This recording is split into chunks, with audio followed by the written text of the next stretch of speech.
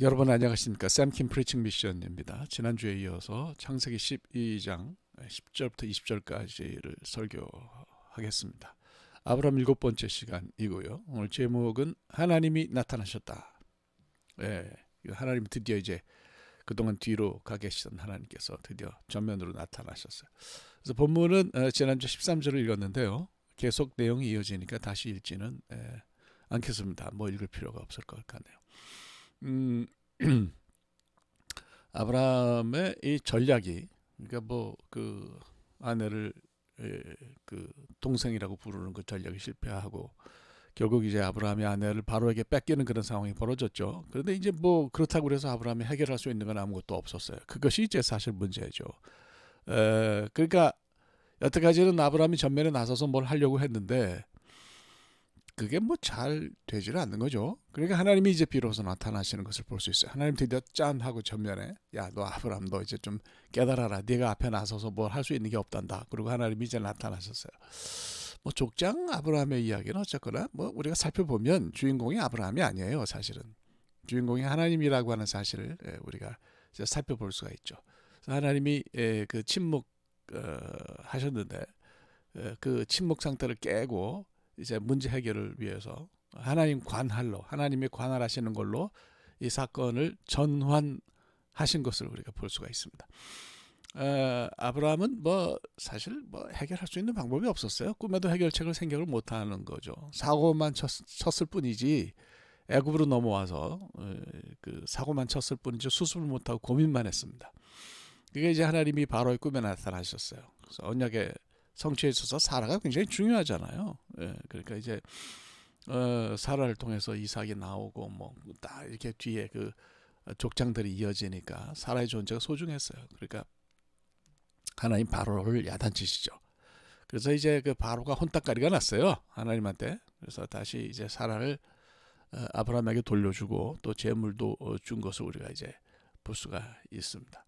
자, 이게 문제가 해결되니까 아브라함이 애굽을 떠나서 다시 이제 약속의 땅인 가나안을 향해 올라갑니다. 거기 뭐 살았어도 좋을 텐데 올라가요. 정신이 든 거죠. 그의 귀로 돌아가는 길은 어땠을까?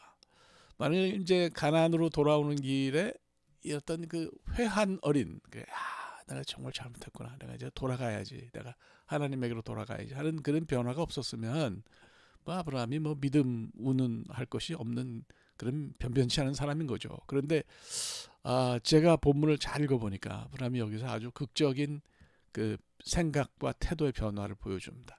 애굽으로 내려왔던 길을 고스란히 되짚어서 다시 이제 가나안으로 올라갔는데 목적지가 어딘가요? 창세기 13장 3절을 보면 오늘 본문은 아니지만은 그가 돌아갔던 곳이 아주 불편하기 짝이 없었던 사람들 때문에도 불편하고 뭐 하여튼 불편하기 짝이 없었던 베델과 아이 사이에 있는 그런 그 산지였습니다. 아브라함은 그 베델 그 쉐겜에 그 세겜에서 그 단을 쌓았잖아요. 근데 거기 이제 가서 쌓았던 제단 앞에서 다시 하나님의 이름을 부르면서 예배하는 것을 볼 수 있어요. 누구나 다 정신이 잠깐 나갈 수는 있어요. 그런데 이제 돌아오냐 안 돌아오냐 하는 것이 굉장히 중요한데 아브라함은 이제 돌아왔죠. 그래서 정신이 잠깐 나갔던 상태에서 돌아온 것을 볼 수 있어요. 따지고 보면 뭐 그도 평범한 성정을 지닌 그런 사람이었어요. 하나님이 도와주시고 하나님이 해결해 주셔야 인생이 달라지는 그런 사람이었습니다. 그래서 이제 제가 이제 깊이 생각하는 것은 야, 참 아무리 내 주먹 믿고 내 머리 믿고 뭐 그렇게 산다 해도 은혜가 없으면 하나님이 뒤집으면 삶을 뒤집으면 금방 뒤집히는 거거든요. 은혜가 없으면 사람이 살 수가 없어요. 그래서 하나님 은혜만이 우리를 살린다라는 것을 우리가 좀 잘 기억을 해야 될 것 같습니다. 그래서 이제 그 아브라함을 보면서 여러 생각을 많이 하는데 이 사람이 살았던 삶처럼 살았으면 좋겠다는 생각을 많이 했습니다. 뭐 그 아브라함의 다른 것 혹은 뭐 그 실수 같은 거 문제가 생기면 해결책도 변변치 않은 그런 아브라함이 이 살았던 그런 삶을 그 저도 살고 싶다는 것이 아니고요. 하나님과 관련된 그의 모습이에요.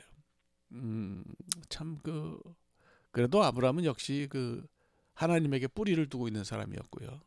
또 그 아브라함 이야기에서 반짝반짝 빛나는 보석이 있다면 어떤 상황에서건 하나님은 아브라함의 편을 드신 부분 속에 있다 생각합니다. 이제 착각하지 말아야 될 것은 우리가 무슨 짓을 하든지 무슨 행동을 하든지 어떻게 살든지 하나님이 항상 늘 내 편이시라고 생각하는 건 착각입니다. 그렇게는 생각하지 마시고 아브라함의 성경 속에는 하나님이 사랑하시고 그렇게 하실 만한 그런 부분이 있지 않았나. 물론 하나님의 선택이 우선이지만 뭐 그런 생각이 듭니다. 하나님 선택을 받은 사람은 하나님 떠나서 살면 안 되겠죠. 하여간 그가 어떻게 살든지 하나님은 이제 그의 편에 서신 것을 본문을 통해서 발견을 하는데 참 이게 대단한 일인 거예요. 그래서 하나님이 내 편 좀 들어주셨으면 좋겠다. 하나님이 늘 나와 함께 하셨으면 좋겠다. 그런 생각을 많이 하게 되죠. 본문에서 사실 빛나는 것은 뭐 아브라함의 성경도 성경이지만 아브라함의 모습도 모습이지만 아브라함의 신앙과 믿음도 믿음이지만 한번 아브라함과 계약을 맺으신 후에 그것을 끝까지 지키시려고 하는 그런 하나님의 성실하심이 참 대단하고 특별해서 그렇습니다. 원래 이제 성경에서 그 의로움, 사다카라 그러죠. 히브리 말로는 이 관계적인 개념이에요. 하나님과 우리의 관계 속에서 나타나는 거죠. 하나님의 의로우심은 우리를 구원하시려고 하는 그분의 어떤 그 구원 행동 여기서 나타나는 것이고요. 그러니까 구원 계약을 맺으면 그 계약을 성실하게 지키시려고 하는 것이 하나님의 의로움이고 인간은 또한 성실하게 하나님과 맺은 계약을 지킬 때 의로울 수 있는 거예요. 그래서 아브라함이 애굽에 갔을 때는 그렇게 뭐 성실하지 않았던 것 같은데 다시 그가 돌이켜서 그 가나안으로 돌아오는 모습 속에서는 그의 성실함을 다시 우리가 볼 수 있다 이렇게 생각합니다.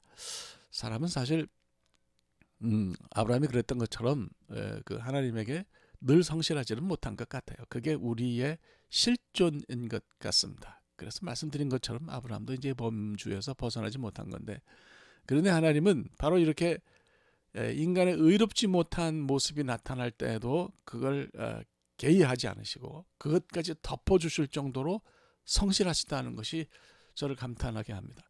그러니까 우리가 일생을 되돌이켜 보면 사실 뭐 그렇게 하나님 앞에서 항상 늘 올바르게 의롭게 살았어요. 나는 그렇게 살지. 그렇게 생각하는 사람은 착각하는 거라고 저는 말씀을 드립니다. 이제 참 우리가 살다 보면 왔다 갔다 해요. 영어로 하면 fluctuating 한 거죠. 이렇게도 살았다 저렇게도 살았다.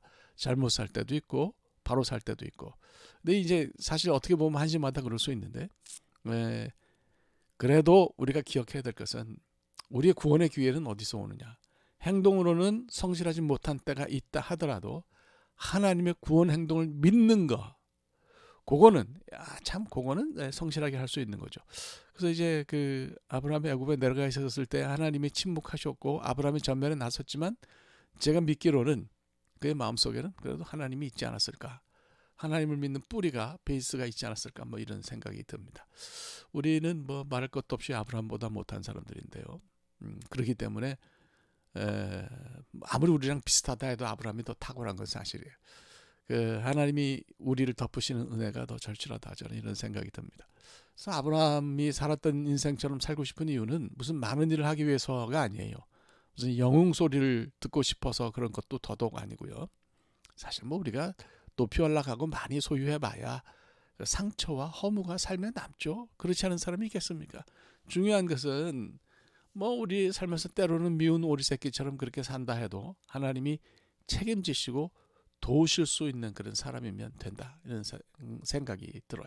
그래서 하나님이 저를 통해서 우리를 통해서 우리 한 사람 한 사람을 통해서 일하시는 것을 경험한다면 얼마나 좋겠습니까? 그래서 저는 인생에서 돋보이고 잘난 사람이 되려고 애쓰기보다는 하나님이 도우시는 사람 이런 사람이 되고 싶어요. 그런 게 또 중요하다고 생각합니다. 그래서 그래야 나중에 결국 결과도 좋지 않나 뭐 이런 생각이 들어요. 그래서 아브라함처럼 살고 싶다는 생각이 들죠.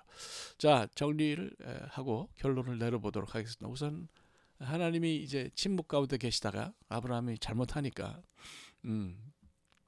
문제가 생기는데 그걸 해결하기 위해서 전면에 나서시는 것을 볼 수 있죠. 이것이 이제 하나님의 성실하심입니다. 그래서 아브라함이 정신이 돌아가지고 가나안으로 다시 돌아오고 언약의 땅으로 돌아오면서 하나님께 예배하죠. 이것이 우리의 모습이에요. 돌아온다. 히브리 말로 슈브라고 하는 것인데 이게 이제 회개예요. 회개.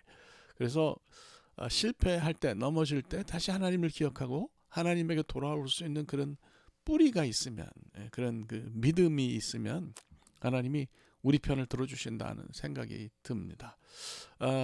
그래서 하나님은 결론 삼아 말씀을 드리면 은혜로 아브라함을 살리셨다, 이렇게 말씀을 드립니다. 우리도 은혜로만 살 수 있어요. 뭐 다른 걸 생각하는 거 별로 중요하지도 않고 필요하지도 않죠. 우리 모두 함께 아브라함처럼 하나님이 도우시는 사람으로, 위대하고 훌륭한 뭐 그런 모습이 아니고 하나님이 도우시는 그런 은혜 속에 산 아브라함처럼 사시는 그런 여러분들이 되시기를 주님의 이름으로 축복합니다. 자, 기도하겠습니다. 하나님, 우리가 일생을 살면서 잘할 때도 있고 잘못할 때도 있고 하나님 앞에 올바르게 행동할 때도 있고 그렇지 못할 때도 있는데 하나님 항상 우리에게 성실하신 것을 저희들 보면서 감사합니다. 다시 한번 우리의 삶을 우리가 잘못해도 늘 머릿속에 돌아가야지 하는 생각을 잊지 않게 하시고 빨리 결단해서 하나님께로 돌아갈 수 있도록 은혜를 베풀어 주시옵소서. 우리 모두가 은혜로만 살 수 있다는 사실을 다시 한번 기억하게 하시고 하나님의 은혜에 기대서 일생을 살 수 있도록 도와주시옵소서. 예수 그리스도의 이름으로 기도합니다. 아멘. 뭐 이렇게 오늘 여기까지 하면 될 것 같습니다. 다음 주간에 또 뵙도록 하겠습니다. 고맙습니다.